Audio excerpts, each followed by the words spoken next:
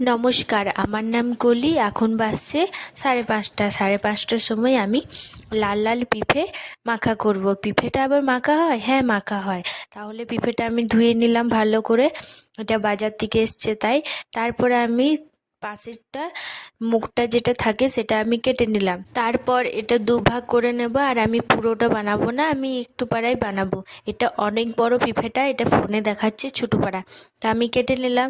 ওর অর্ধেক সাইজও কেটে নেবো। আর বীজ এটার অনেক ছিল, তো কেটে নিয়ে এই যে ছালগুলো থাকে এটা আমি ভালো করে পরিষ্কার করে ছাড়িয়ে আসছি।